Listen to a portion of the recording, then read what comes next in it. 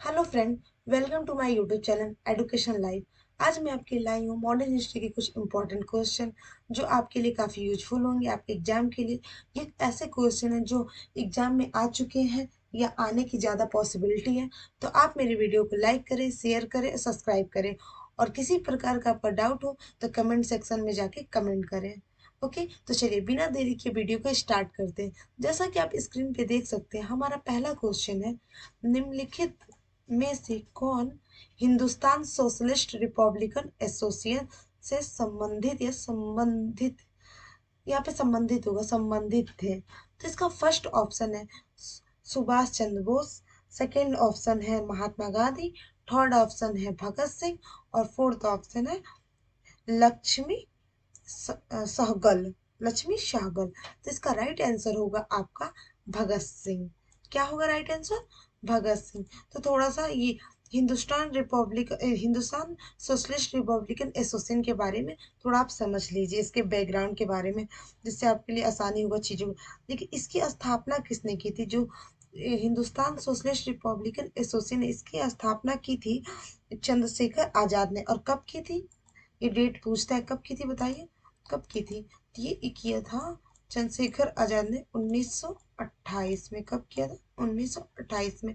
और ये जैसा ऑप्शन है, इससे संबंधित व्यक्ति कौन थे? तो इससे संबंधित काफी व्यक्ति थे, लेकिन इसमें से भगत सिंह का नाम था, तो इसका राइट आंसर भगत सिंह।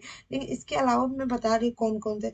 विजय कुमार सिन्हा थे, शिव वर्मा थे, जयदेव कपूर थे, भगवती चरण बोहरा थे और सुखदेव थे। और भी बहुत लोग थे, लेकिन इम्पोर्टेंट है, तो इतना आप दिमाग में रखिए रहिएगा। ओके, तो चलिए।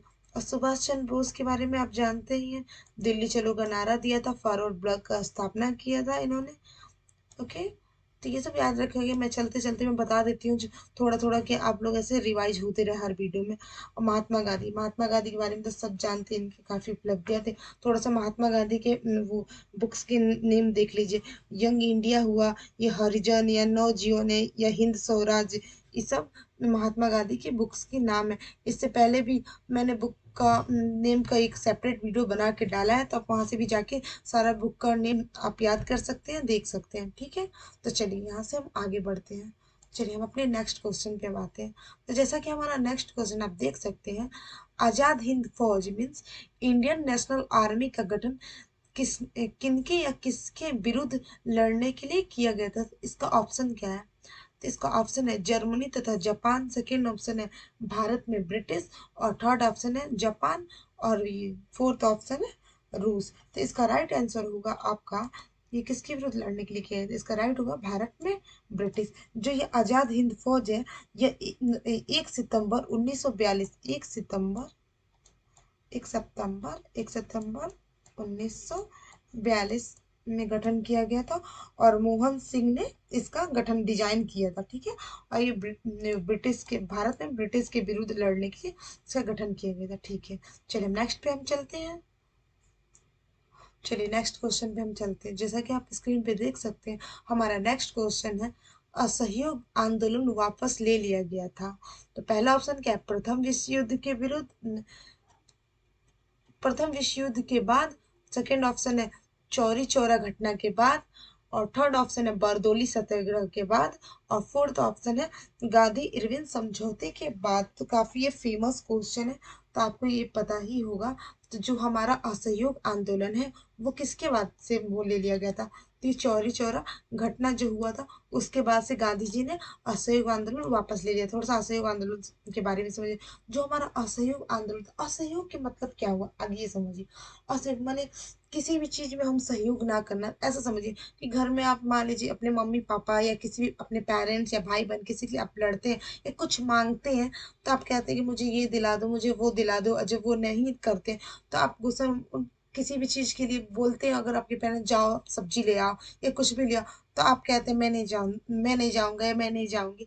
तो ये आप उनके काम में असहयोग कर रहे हैं। ठीक है, इसका ऐसा सिंपल सा ऐसा मीनिंग समझिए। ठीक है, तो आपको असहयोग का मतलब समझ में आ गया। तो उस समय जैसे हुआ विदेशी कपड़ों का हड़ताल कराना, उन कपड़ा का दुकानें जलाना, शराब के रूप में शराब की दुकानों पर धरना, फिर जो भी हमारा जो विश्वविद्यालय है, जो ब्रिटिश विद्यालय थे, उसका विरोध करना। तो ये सब उस समय का असहयोग आंदोलन के खिलाफ ऐसा सब चल रहा था। उस समय ये सब घटनाएं हो रही थी। तो जब असहयोग, तो जो गांधी जी ने चौरा चौरी कांड जो हुआ था, उसके बाद से असहयोग आंदोलन वापस ले लिया था, ठीक है। और जो असहयोग आंदोलन कब चालू हुआ था, ये 1920 में चालू हुआ था, क्या, दिसंबर 1920 में। और नागपुर अधिवेशन में असहयोग आंदोलन का प्रस्ताव पारित किया गया था। किस अधिवेशन में? नागपुर अधिवेशन में। तो ये पूछा जाता है कि असहयोग आंदोलन का प्रस्ताव किस अधिवेशन में पारित हुआ था? तो नागपुर अधिवेशन में पारित हुआ था।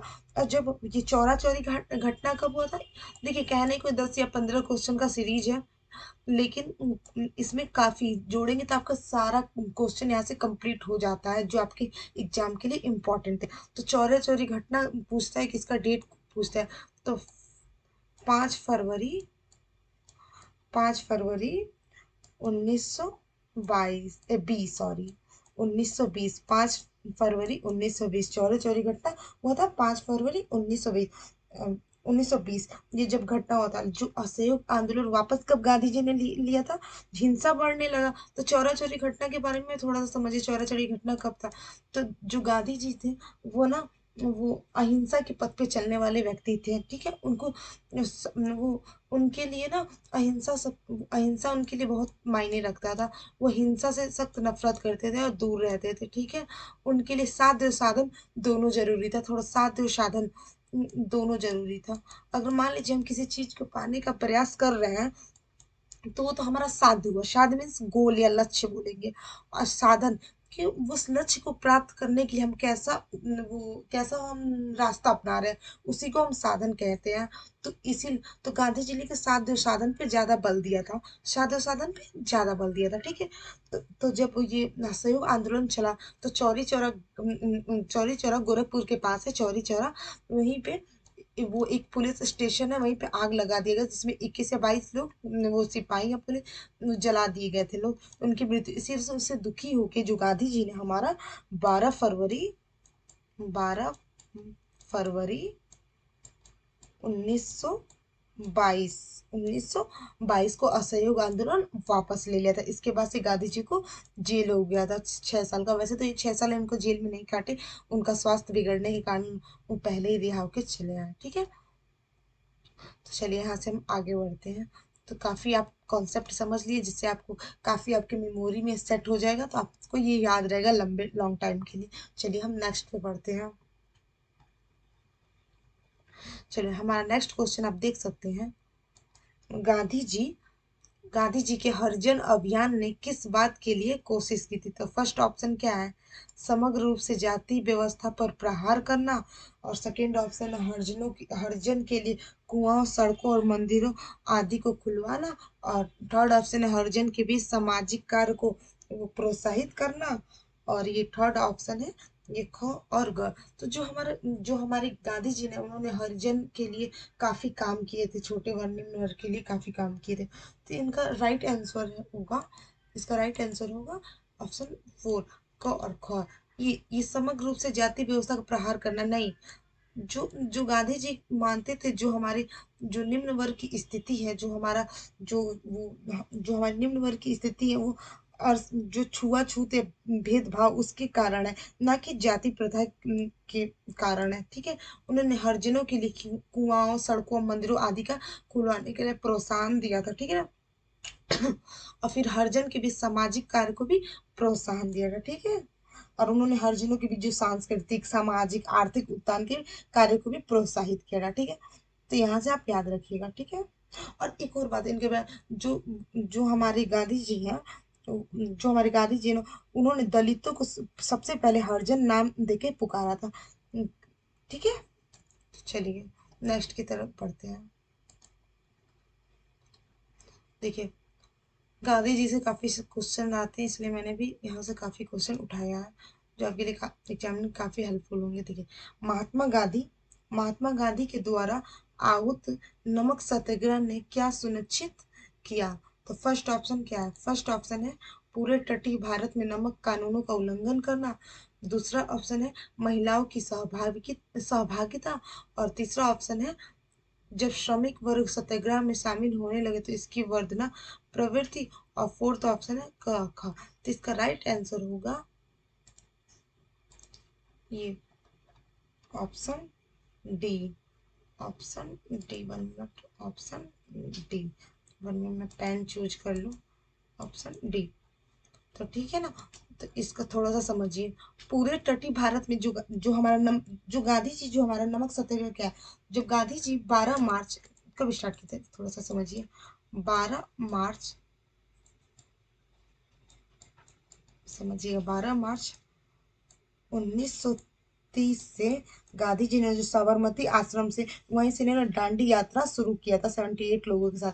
और 6 अप्रैल को ये दांडी यात्रा के समुद्र तट पर नमक कानून तोड़ा। ठीक है, गांधी जी ने वहां पे कहा कि जहां भी संभव हो नमक बनाकर लोग कानून तोड़ेंगे। और इसमें जो जो हमारा नमक कानून है, नमक सत्याग्रह है या दांडी मार्च, उसमें महिलाओं ने बड़े पैमाने पर भाग लिया था। इसमें महिलाओं ने, इसकी उपलब्धि यही थी कि महिलाओं ने बड़े पैमाने पर भाग लिया था। और छात्रों ने, व्यापारी, छोटे व्यवसायी, जनजाति मजदूर और किसानों ने आदि ने भी सम्मिलित होकर सहयोग दिया था। ठीक है, जिससे इस आंदोलन में ऊर्जा का, अपार ऊर्जा का संचार हो गया।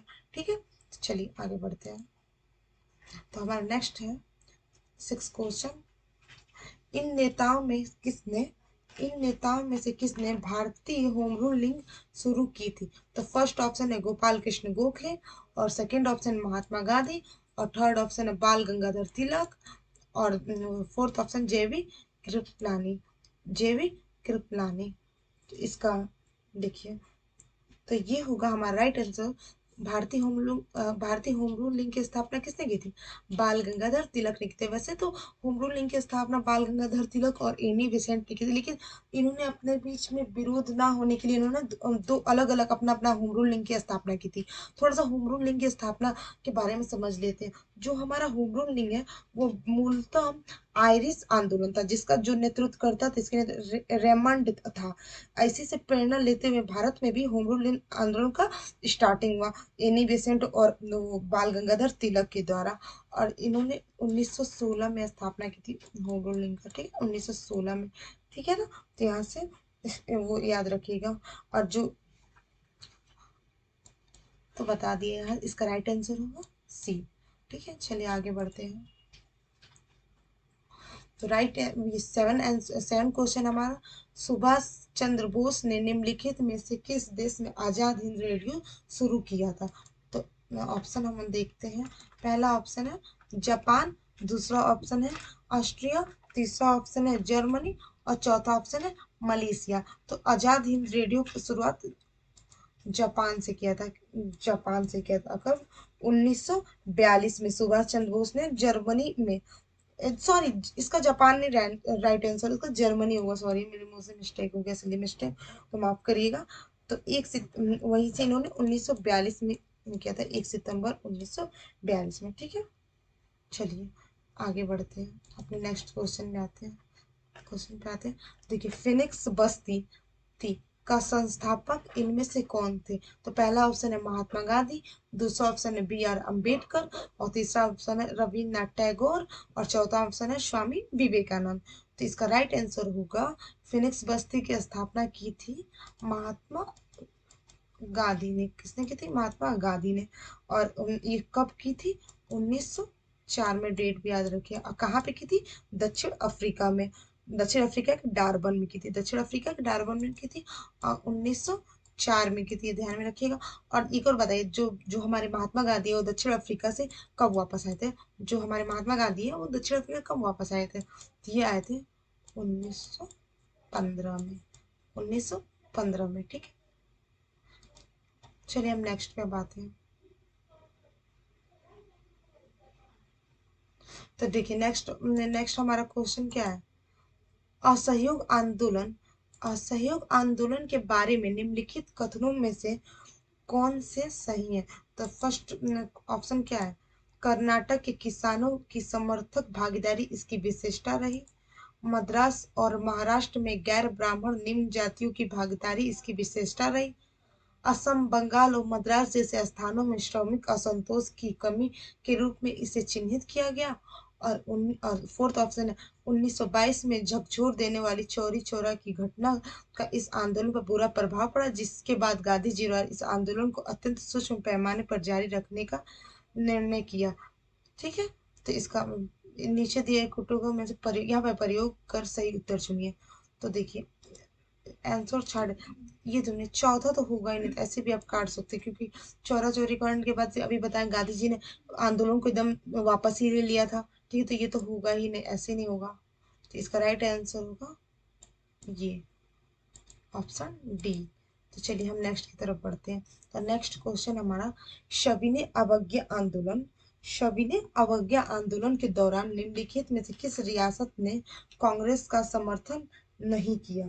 तो किस रियासत ने कांग्रेस का समर्थन नहीं किया? तो ये क्वेश्चन हम आपके लिए ये कमेंट सेक्शन में छोड़ते हैं, आप ये कमेंट सेक्शन में मुझे कमेंट करके बताएंगे, क्योंकि ये मैंने भी पढ़ा चुका है कि इसमें कौन सा उनका सहयोग नहीं दिया था। ठीक है, तो ये आप मुझे बताएंगे। ओके, तो ये मैं आपके लिए छोड़ती हूँ कि ये आप मुझे बताएंगे, बता लेंगे ना कि मैं बता दूं? अच्छा चलिए बता ही देती हूँ। शबी ने आज्ञा आंदोलन के दौरान मैसूर ने समर्थन नहीं किया था। ठीक है, चलिए नेक्स्ट के पे बढ़ते हैं। भारत छोड़ो आंदोलन कब शुरू हुआ था? तो ये काफी फेमस क्वेश्चन है, ये हमेशा पूछा जाता है कि भारत छोड़ो आंदोलन कब शुरू हुआ था। तो भारत छोड़ो आंदोलन कब शुरू हुआ था? तो फर्स्ट ऑप्शन है 4 अगस्त 1942, और सेकेंड ऑप्शन है 5 अगस्त 1942, और थर्ड ऑप्शन है 6 अगस्त 1942, और फोर्थ ऑप्शन है 8 अगस्त 1942। तो जो भारत छोड़ो आंदोलन है वो शुरू हुआ था 8 अगस्त 1942 में। ठीक है, तो यहाँ से आप ध्यान रखिएगा। चलिए नेक्स्ट की तरफ हम बढ़ते हैं। तो नेक्स्ट है हमारा 12 क्वेश्चन, कैबिनेट मिशन भारत कब पहुंचा? तो कैबिनेट मिशन भारत कब पहुंचा? तो इसका फर्स्ट ऑप्शन है 4 मार्च 1946, दूसरा ऑप्शन है 6 मार्च 1946, थर्ड ऑप्शन है 12 मार्च, देखिए यहाँ पे टाइपिंग मिस्टेक है, यहाँ पे 1946 होगा, तो 12 मार्च 1946, और यहाँ पे देखिए सेम टाइपिंग मिस्टेक है, देखिए जिसको टाइप करना था वो रॉन्ग टाइप कर दिया, छोड़ दिया। ठीक है, ओके, तो इसका राइट आंसर होगा डी, 29 मार्च 1946। ठीक है, थोड़ा सा कैबिनेट मिशन के बारे में समझ लेते हैं, कैबिनेट मिशन के बारे में समझ लेते हैं। जो हमारा एक कैबिनेट मिशन है, तो वो 29 मार्च 1946 भारत पहुंचा। मिशन जो हमारा कैबिनेट मिशन, उसने घोषणा की कि ब्रिटिश भारत तथा देशी राज्यों को मिलकर एक अखिल भारतीय संघ का निर्माण करेंगे, एक ही अखिल भारतीय संघ का निर्माण करेंगे, जो रक्षा, विदेशी मामलों तथा संचार और जो साधनों की देखभाल करेंगे, और इसके लिए आवश्यक कर लगाएंगे। ठीक है, तो चलिए नेक्स्ट की तरफ बढ़ते हैं। जो डांडी मार्च है वो किससे संबंधित? देखिए डांडी मार्च के बारे में अभी मैंने बताया, फिर क्वेश्चन आ गया। जो डांडी मार्च है हमारा वो किससे संबंधित है? सविनय अवज्ञा आंदोलन, असहयोग आंदोलन, भारत छोड़ो आंदोलन, स्वदेशी और बहिष्कार आंदोलन। जो हमारा डांडी मार्च है वो संबंधित है सविनय अवज्ञा आंदोलन से। ठीक है, 12 मार्च